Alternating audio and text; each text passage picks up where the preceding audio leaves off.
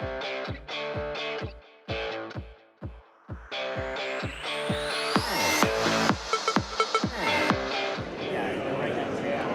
morning, MinneBar.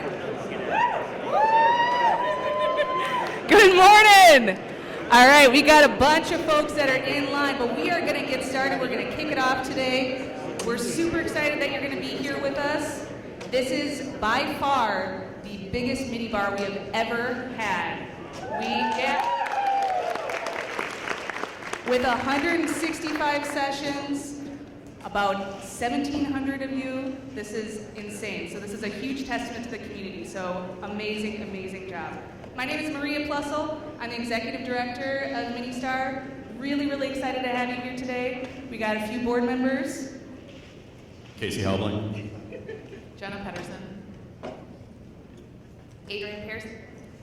And we are going to kick off the day with you all today. So by show of hands, is this anyone's first MinneStar event? Yeah! Welcome! It's going to be an awesome day. I want to see here, is there anyone who this is their, let's say they were at like MinneBar 1 or MinneBar 2? Yes! That's awesome. We're really excited because not only were you all there, but are Ben and Luke here right now? We have our co-founders of MinneStar. Ben Edwards and Luke Frankel are here today. We're really excited to have them back with us.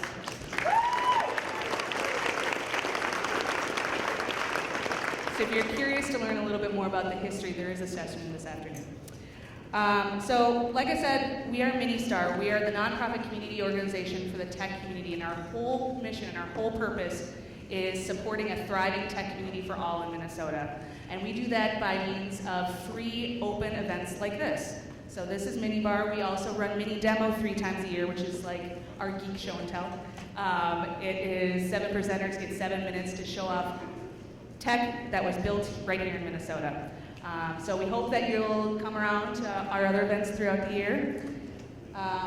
The schedule of the day, many of you got this via email, but it can be found at sessions.minnestar.org. So you can take a look at all the different sessions, take a look at all the presenters. There are also maps on there as well. There are a few ad hoc sessions that you can see. There's going to be a sign over there. If you wanted to show up day of and do a session, you are able to do that. So that'll be over in that hallway over there. And then one other thing that we have with MinneBar is you'll get the sense that it's a very casual, informal environment. One of the things with an unconference is we have this thing called Vote with Your Feet. So you will have the opportunity to check out a session. If you show up to a session and it's not what you thought it was, you can absolutely go and check out another one. We just ask that you make your transitions quiet and respectful for the presenters. But you will see that throughout the day. Folks will kind of glide in and glide out.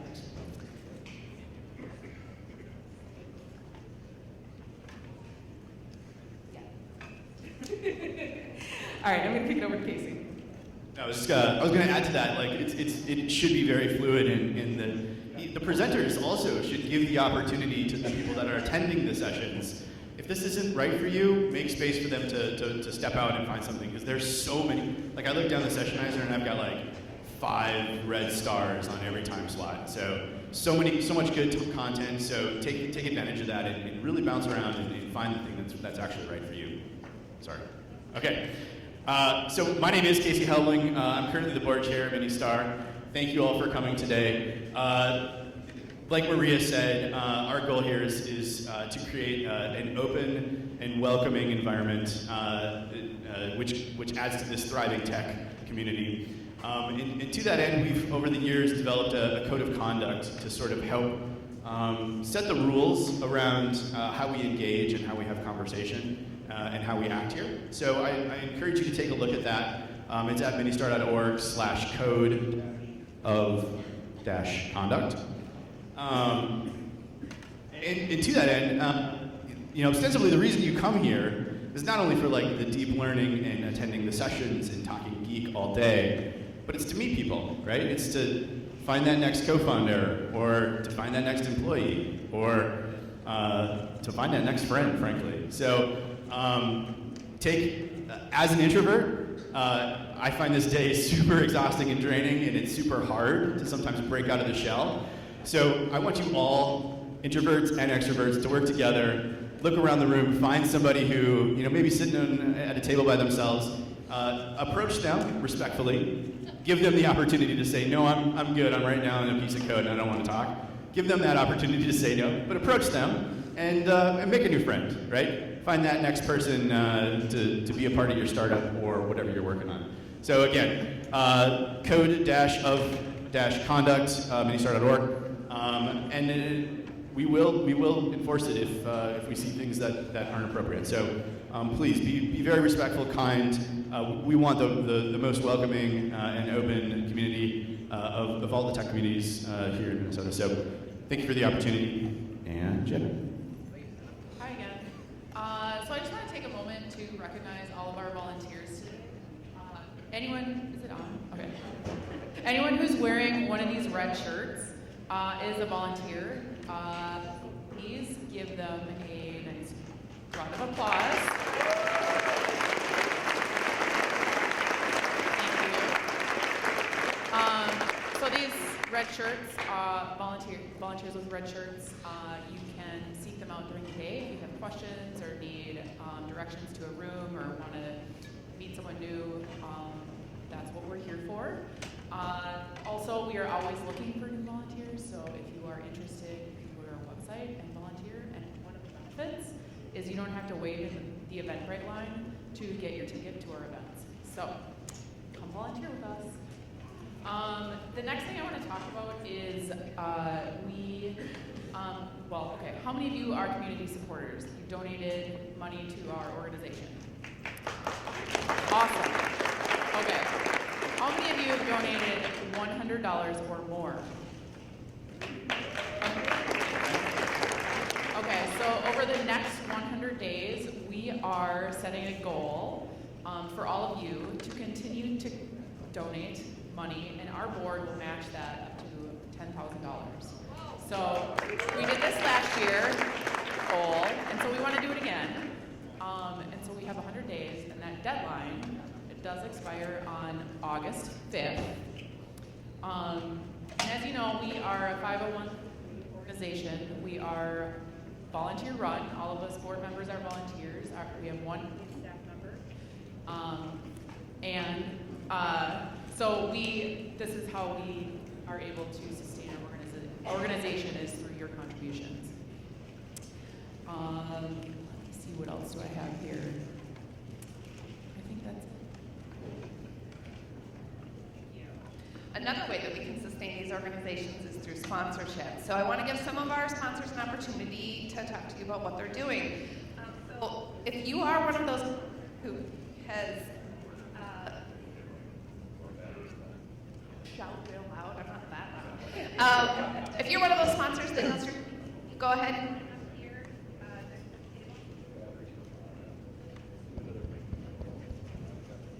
Hello. If you are one of the sponsors who's going to be sharing a few words, can you line up over here? And Cargill is going to kick us off.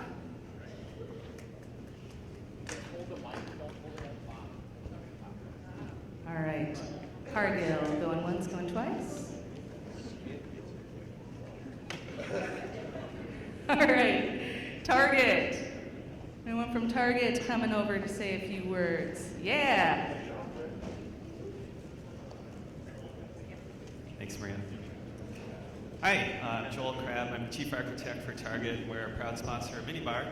The only thing I really wanted to share with you today is, just a little bit about Target. We are building one of the best engineering shops in the Twin Cities. And one of the ways we're doing that is by emphasizing the learning aspects of engineering. So every engineer at Target gets 50 days of their work year to learn anything they want. And that means they can take a class, they can go to a conference, they can learn a new language, they can learn a new framework. And that's just part of how we manage engineering. So it's a really good place to work. You can spend 50 days of your work year learning the things that are interesting to you. and then the rest of it, building great stuff for Target. So that's all I got today. Thanks. Thanks, Target. Thanks, Joel. CS Commerce, Mr. Jamie Finkelstead.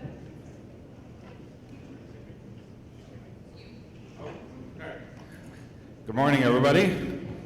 Welcome to MinneBar. I'm Jamie Finkelstead. I'm the CTO for SPS Commerce. I'm also have the honor of being a board member at MinneStar, and hope you all have a great day today. If you haven't heard about SPS Commerce, we are the company that connects 70,000 people in the retail ecosystem. So most likely, when you go to a store, the products that you see there or that you see on your online shopping experience, we enable the connections that get those products from suppliers to you. It's a complicated business problem with a ton of really sophisticated engineering to make that work seamless 24 hours a day. We're cloud native, always pushing the envelope on the most advanced technology that we can find to solve problems. And we also focus on building collaborative teams to solve problems together across a global footprint. So if you're curious to hear more, actually there's a number of SPSers here. Would you raise your hand? There you go. They'd love to tell you all about SPS and what we're up to. So have a great day today. I know I'm going to learn a lot and really enjoy this tech scene here in Minnesota. Thanks, Jamie. All right, next we have Mike from LiveFront. Good morning, MinneBar. Hey, I'm Mike from LiveFront. For those of you who don't know what LiveFront is, we help companies design and build digital products. And we love this community. We've actually got 6 sessions, I think, from LiveFront alone, and we're a team of 30, so that's a pretty good ratio. So check those out. One of the pillars of our success has been being really actively involved in the community and providing thought leadership in the areas of tech and design. So when and where you can attend one of our sessions, please avail yourselves to that and have an awesome time. Thanks for being here today. Thanks, Mike. One last call again for Cargill. All right, next we have Tom from Proficient. Good morning, everyone. My name is Tom Kraft. I'm with Proficient. If you haven't heard of us, we're a publicly traded IT and management consulting firm. We've got an office here in Minneapolis, right in Butler Square downtown, across from Target Center, Target Field area. We're always looking for great developers, BAs, PMs. We work with the largest companies in this market and 24 others, and we're consistently in the start to be in top places to work. So it's a great place to work. I've been there for 8 years. We've got a great team. If you're kind of bored with the technology that you're working with, you've been in the same place for a long time, reach out to me. I'll be here all day. Otherwise, look us up online. But we're really proud to be part of this event and a sponsor of this community. So thanks very much. Thanks, Tom. I'd like to invite Dave from Anaplan up here.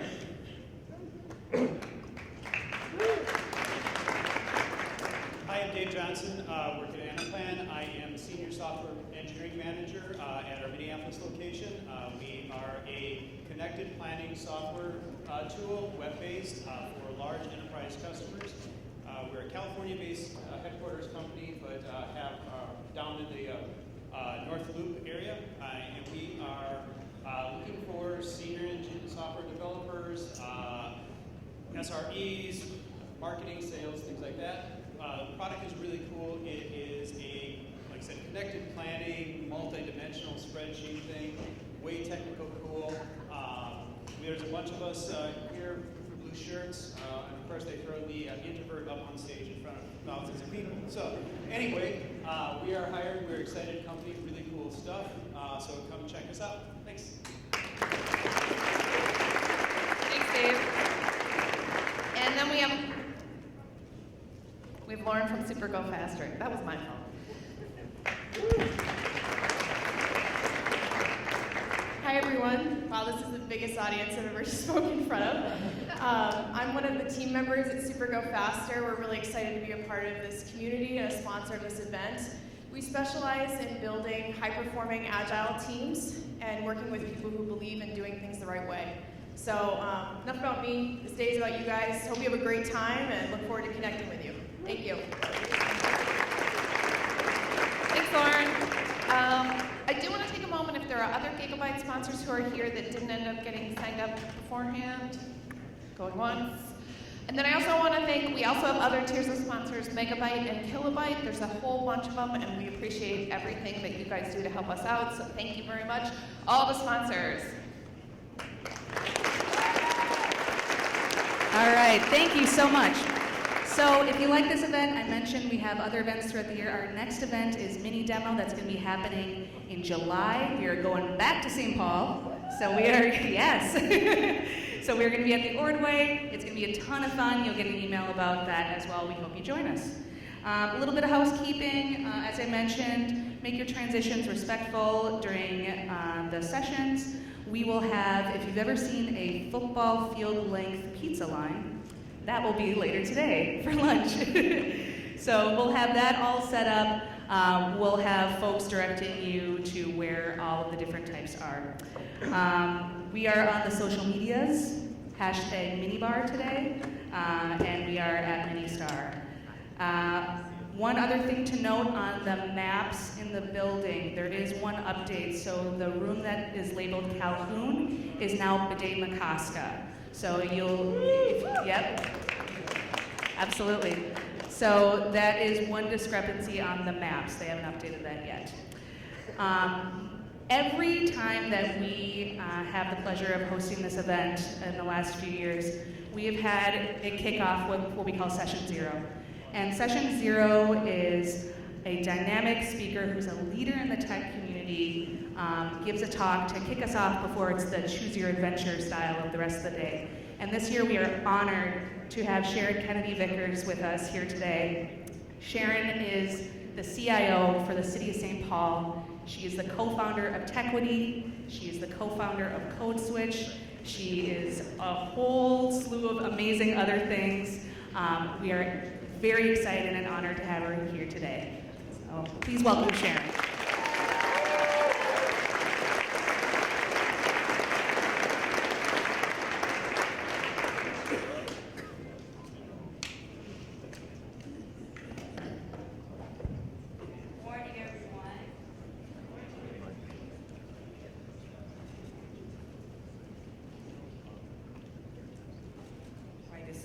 Good morning, everyone.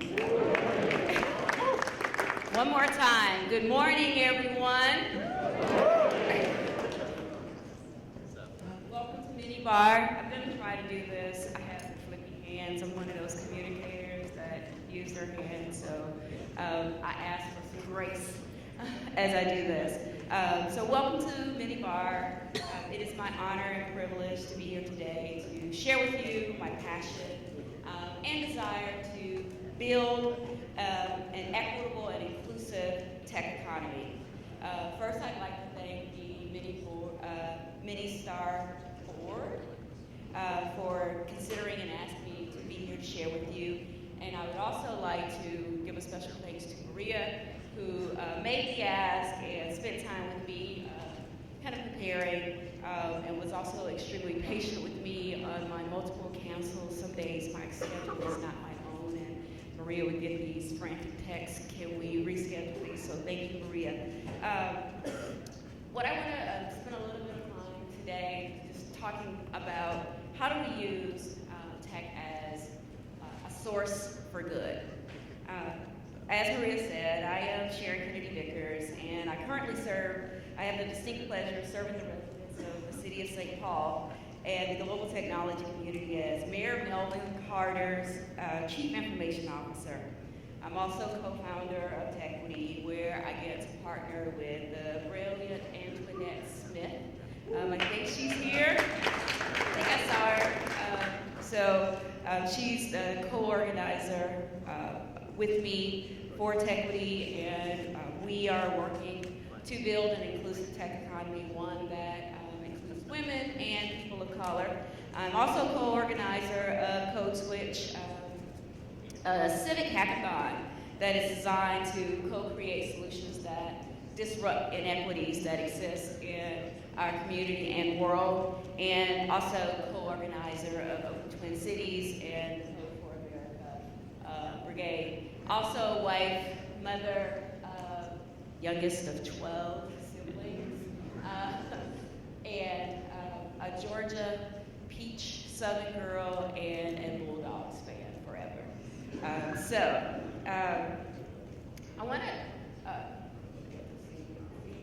there's a line with me, with my 12 siblings back there on my pictures. But anyway, I'm glad I'm not leading the PowerPoint presentation. So a little bit about myself. I began my career as a software engineer in higher education. My first real gig out of college was at one of Georgia's and the nation's top technological institution, Georgia Tech. It was there that I assisted faculty and staff with transforming higher education by ushering in new models for professors to connect with their students and deliver their instruction and personalized learning. I stayed there for 2 years, and then I moved on to Emory University, also known as Coca-Cola University. If you're not familiar with it, it is an amazing academic institution in Georgia, liberal arts education, and is endowed by Coke staff. I swear every day they plant flowers. It's like one of the most beautiful campuses or places that you would want to go. So it was there at Emory. I was involved in developing solutions and platforms that work to make primary source materials held in archives and special collections accessible. Through my work, I helped advance research and the preservation of history, culture, and the stories of human experiences, learning. We created opportunities for dialogue that bridged content and context, and we engaged diverse communities through innovative outreach and program and exhibitions. One of the projects that I'm most proud of working on at my time at Emory was the transatlantic slave trade database of slave ships that transported 12.5 million Africans across the Atlantic from the 16th to the 19th century. The ancestries, the identities, the stories were lost in the ships that carried those across the Atlantic. This database now made that accessible.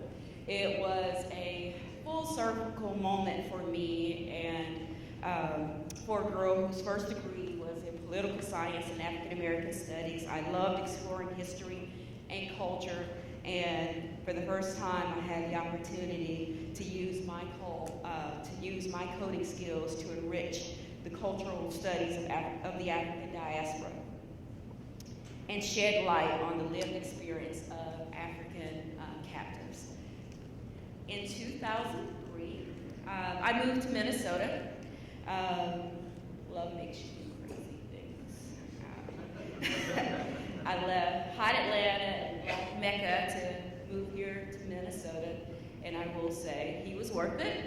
And it has been a really a rewarding experience for me to be here in the Twin Cities for my family as well as for my career.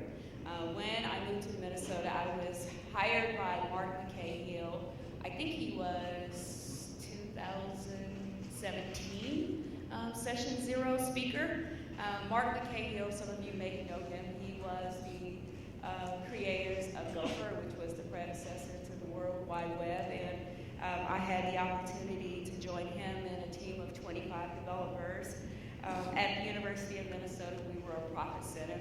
We were known as JAWS, which stood for Java and Web Services. We should have been called PAWS because we developed all of our apps and applications in Perl with a VI editor. Mark did not believe in IDE, so we had to be hardcore and use VI as our editor. Then forever! I love working at the University I love working for Mark, and on that team, it was a diverse team from a gender perspective, and I got a chance to be a product lead for the electronic grants management product line. I think in around 2006, maybe 2007, Martin Cahill left the University of Minnesota and to lead for Duke University. And our team that we had created was dismantled and we were moved to Enterprise OIT. And shortly thereafter, I left the University of Minnesota because I was looking for a path to leadership and I was also looking to do more meaningful work. I did not have that at the University of Minnesota, but that opportunity came. There was a woman of color, she was the first woman of color to lead the Scott Carver Dakota Community Action Partnership. She asked me to join her in Shakopee, Minnesota, as their director of technology, and I went on to become the CIO there, and I stayed there for 5 years, but it was there where my passion to use technology to improve the human condition was reignited. It was, again, a full circle moment. There was a time when I was at the University of Minnesota, I considered leaving the field of tech. And I believe that was because I did not have the opportunity to do the work that actually drew me to tech. I was never excited about lines and lines of code. What really excited me was the look on an individual's face when I actually developed a tool or a platform that solved their problem or made their life better. So I was excited to do that, and that is what I want to talk about today, is how we connect our skills and our abilities as technologists to improve the human condition, as well as create the world that we want to live in and that we want to leave to others. Every industry, every sector of tech is powered by technology today, and it's being transformed by the choices that we as technologists are making. As technologists, we have the power to transform lives, our communities, and our world. The tech holds great promise for us, and it allows us to do things at scale, efficiency. It has reach. I believe it can be an equalizer, leveling the playing field. It allows us to reframe and rewrite and share narratives, give voice and agencies to those often shut out of decision making. It also has the ability to redistribute power and give agency to marginalized groups, help people make informed decisions, and create ways for people to connect. But I have to ask the question, has technology lived up to its promise? And if I had to answer that today, I would say no. In many ways, tech has failed technologists, and tech is failing the world, and we as technologists, we are failing.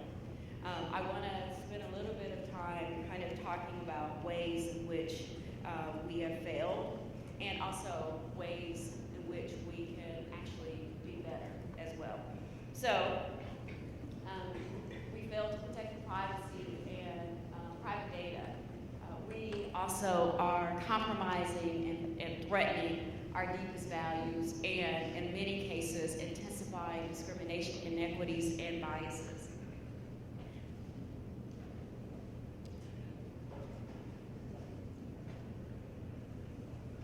So I want to give a few examples of ways that has happened for us. So a lot of these cases, most of you are familiar with. We had Uber, the ride-sharing company, disclosed that hackers stole the personal information of 57 million customers. Wells Fargo, 24 million financial and banking documents were leaked. Equifax, 147 millions of Americans' data was released. Names, address, birth dates, social security numbers, banking and checking account numbers, details of loan agreements, bankruptcy info, and W-2 tax form. And then we have the Facebook More than 540 million records were publicly exposed by Facebook.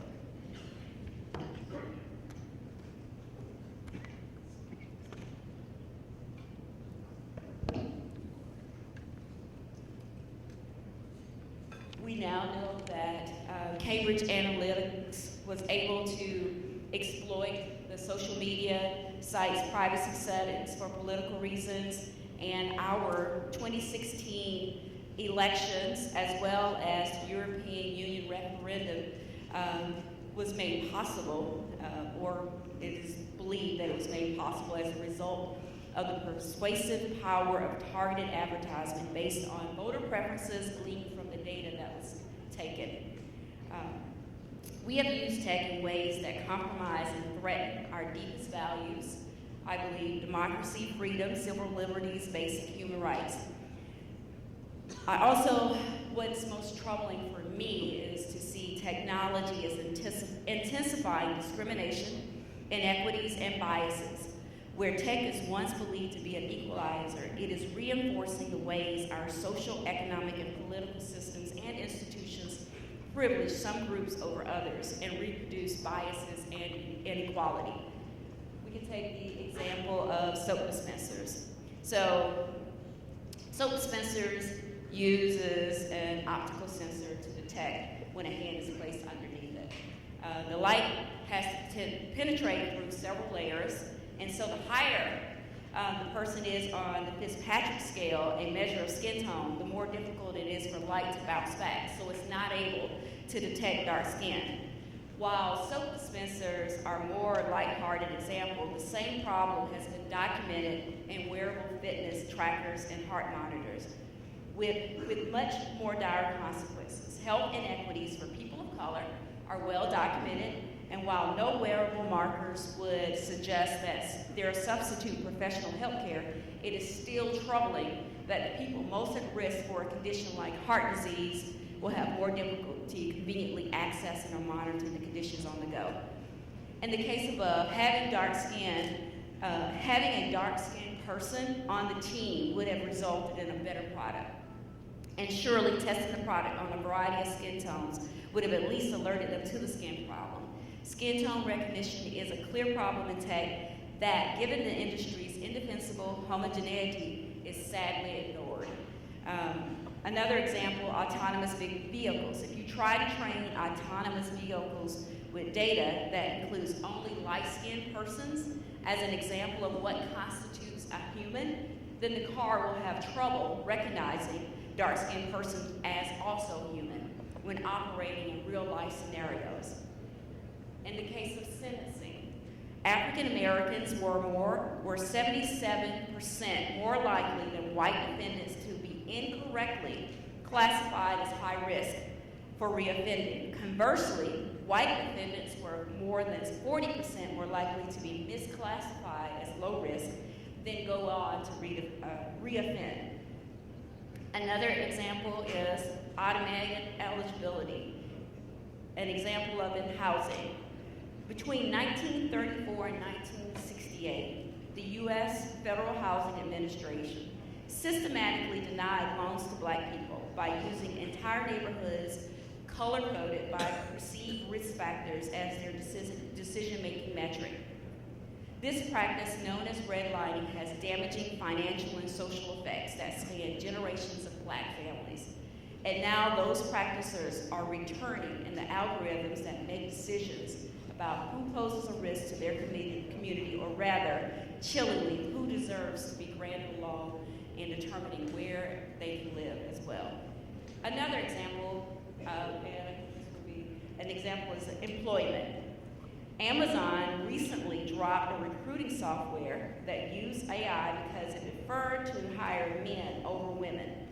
The software reviewed electronic resumes. Management's intent was to be incredibly efficient and have computers rate candidates with a 1 to 5 star. Hired managers were supposed to get the top 5 to consider. The software used 10 years of resumes it had collected. Most came from men, and so the software learned that it should focus on finding men for positions. In effect, Amazon's systems taught itself that male candidates were preferable. It penalized resumes that included the words women, as in women's chess club captain. Also, it discovered that the algorithms processing identical resumes were more likely to extend an invitation for an interview to a name that sounded European rather than an African American. And my last example would be facial recognition. Some face matching algorithms have shown significant weaknesses in identifying non-whites because they were trained on images of white people. That may seem important until you recognize that law enforcement and security personnel use such software to identify suspects. Many cities and facilities like airports use facial recognition to determine if someone is a threat. If they can't reliably distinguish faces of all races, then depending on your background, you have a higher possibility of being falsely targeted. So that leads to the question, how and why is this happening? I believe the answer lies in the lack of diversity. We have overvalued output of our users and workers and undervalued the input of those users. And in most cases, we prioritize profit over the people the systems and tools have been designed to serve. 88% of leading machine researchers are male. Many of those at the top of their game have been developing for 15 to 20 years. The result of this is that too many developers fall into one stale demographic. This creates a set of decision makers who may be unconsciously biased, but they hold huge power. If this bias is injected into codes and algorithms, it could have a major impact on decisions from what constitutes fraud to who is granted credit. One of the benefits of having a team comprised of people from different backgrounds is that they can cross-check the machine learning algorithms for latent biases that more homogeneous teams may not be aware of, and then teach the algorithm how to avoid these biases. This is especially true when it comes to making sure that the output from the machine learning initiative does not favor one group over another. The other is valuing the output of users and workers and not the input. An example of this is there was a woman who joined a team that was going to develop wearables specific for women, designed specific for women. And when she came to the first team meeting, the conversation was around designing a wearable that was fashionable, that looked good, that was gold, and that's what women were interested in, and they were interested in apps and tools that were centered around shopping. And she raised her hand to say no. And in fact, she came back to that next meeting and she had data and analytics that actually talked about what women were interested in and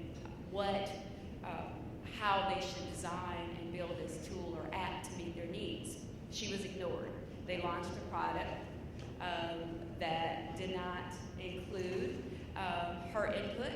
It only included what the men around the table thought was needed because that was the experience that they had or they believed to be true about their wives.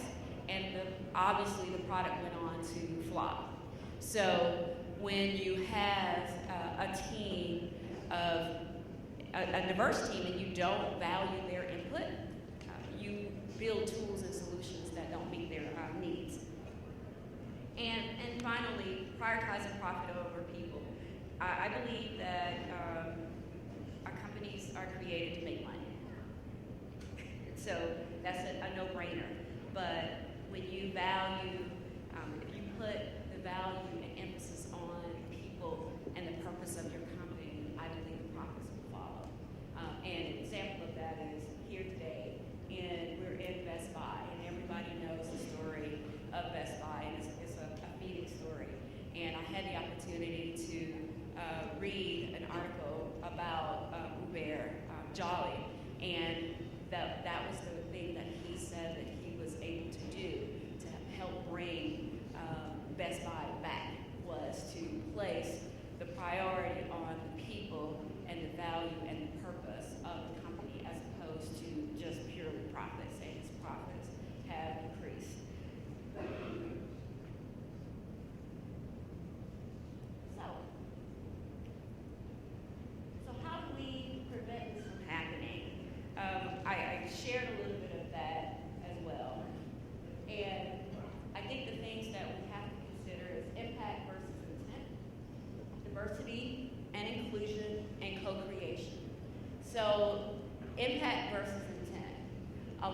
times we build solutions with the intent of, in one case, in the case of Amazon, it was for efficiency in the hiring process.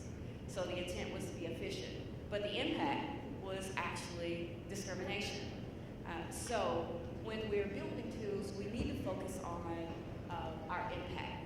And the way that we do that is to center the users, the people that the technology are intended for. Let's center them and invite them into the conversation as well. And we all know that diversity and inclusion, that when you have a diverse team, you are able to get different perspectives and different backgrounds, and you are able to have better profits and better products as well. And most importantly, we have to create, not only just having diverse teams, we have to create an environment where that diversity is valued and respected, where people can bring their authentic selves and contribute in a meaningful way. And lastly, I say co-creation. I can't say co-creation enough. You have to build with the people who you are build with the people who the services are intended for. People most impacted by your tools hold the key to the answers to making a better product. So I'd like to take a little bit of time and talk about some individuals or companies that here locally that I've seen doing these things and doing these things really well. My list is very short. There are several companies within Twin Cities who are using technology as a source for good. However, I'd like to highlight these because I've had the opportunity to work with these Software for Good. It's baked into their DNA. It's baked into their name. They are using technology to transform the world. I've had the opportunity to work with them at the city. They provide professional services for them. I love the way that the processes that they have built when engaging with customers and clients to center the users and to really put their needs first and ask the questions, what problems are we trying to solve? And how do we invite those individuals into the space to help us create a solution for that? We also have Matt Cure's company. He built a platform for individuals seeking to find employment. And I like this example because it was born out of a need, and that co-creation of this tool and this platform was centered around the users of the platform, and they were also helping him create this platform as well. I highlight Upsea. It's no secret, Clarence and I are really great friends, but I think his story is amazing. It's amazing to have a company that's experiencing tremendous growth being led by an individual of color, and what that means for the tech community, rewriting narratives around African American men and African American individuals as well. So I love highlighting his story as well. And finally, Best Buy, and I don't do that because we're in their house. I really do that because I believe that they are really wanting to make a change and use technology as a source for good. The thing that stands out for me, if you walk into the building and you look at their board of directors, the women outnumber the men as it relates to their board of directors. That is unheard of. Their last 3 appointments were women of color. And so I think that is a reason why they have been able to come back to the level that we see them today. And I also would say that their leader is a purpose-driven leader. He understands the power of tech, and he wants to use technology as a source for good. Finally, I just want to talk a little bit about what I'm doing here at the city of in St. Paul High. I'm trying to live what I'm preaching to you as well. So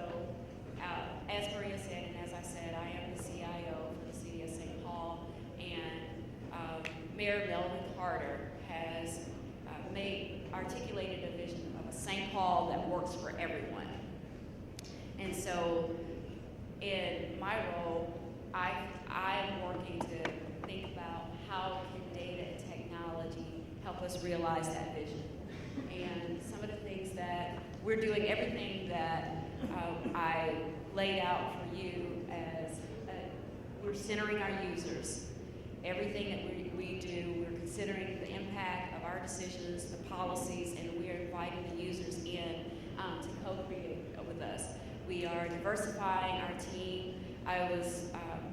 The City of St. Paul, we have our equity goals, and we want our team, St. Paul, to look like the communities that we serve. So that means we have 34% individuals of color living in St. Paul, and we have 51% women. And so in my last senior leadership meeting, one of the senior leaders, like, it's really going to be hard for us to get the technology team to 51% women. And I said, it's going to be hard, but it's not impossible. And I shared the story that I was recently hiring for 4 full-stack developers, and I've been able to make offers to women and 3 individuals of color. So I was able to exceed my goal when it comes to racial and to meet my goal for women in that hiring process. And so what my challenge is, or my ask of you as technologists, we hold significant power as technologists. We can build a world where everyone, I say that everyone has access to the resources that they need to self-actualize. And we can make that possible by building tools that considers the impact, building teams that are diverse and inclusive, and also co-creating with the impact of users. So that is my charge to you as technology. Use your power and use it well. Thanks.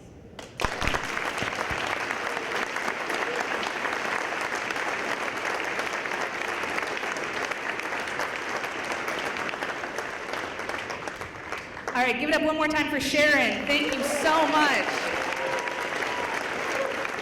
I love starting the day on just an inspiring note, and I'm really in charge of using technology for good, so thank you so much. As we start to kick off our day, our host is Best Buy, and we are going to welcome Brian to come over here and say a few words.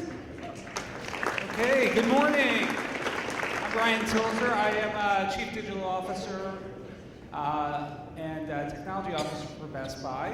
And welcome. And on a not snowy, not rainy morning, that's something to celebrate, right, guys? Okay, very good.